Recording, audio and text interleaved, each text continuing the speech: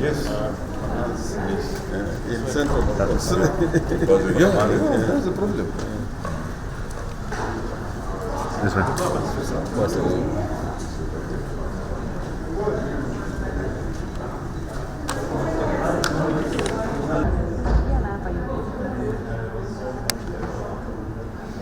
By the way, the meeting today, which is being held in State House, is not a crisis meeting.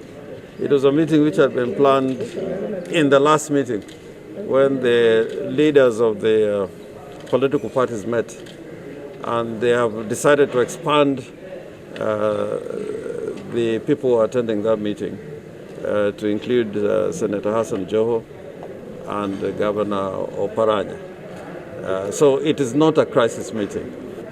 The handshake is very strong, I want to assure you. It's extremely strong. And that's why even in institutions like the Senate, we are working in the spirit of bipartisanship. The only thing that I said, which I think was, well presented in the media in shapes and forms that had several nuances. One, I was saying you should not mix the handshake and 2022. These are separate and distinct.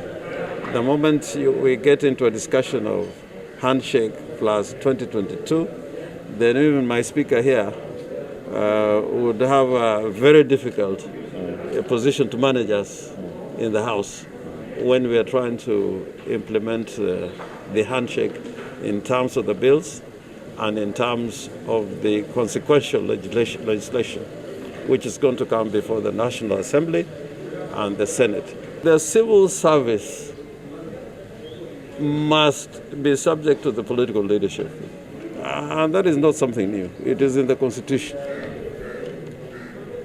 The head of the executive at the national level is an elected person, and his deputy, both of them are elected.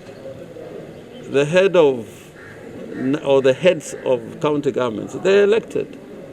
And the speaker here presides over persons who are elected. And the Constitution says the system of democracy is either exercised by the people directly or through their elected representatives.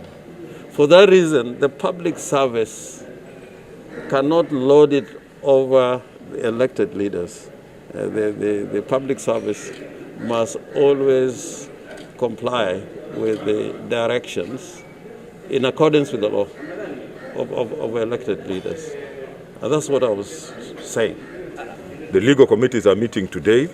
Then after that, they will start the hearings between 17th and 20th. And if things run as planned, they should be tabled by 23rd of this month. And then the process will then continue. There are other bills that seek concurrence. I want to tell you that we have had very good progress between my colleague in the National Assembly and the Senate. Remember, there were laws that were nullified by the courts, and they were given some time frame within, I think, 9 months to make sure that the correct thing is done, because there must be concurrence. There are bills that touch on counties that seek concurrence from the Senate. So now those are coming, and we are working very closely now with my colleague in the National Assembly to ensure that there is concurrence and the law is followed.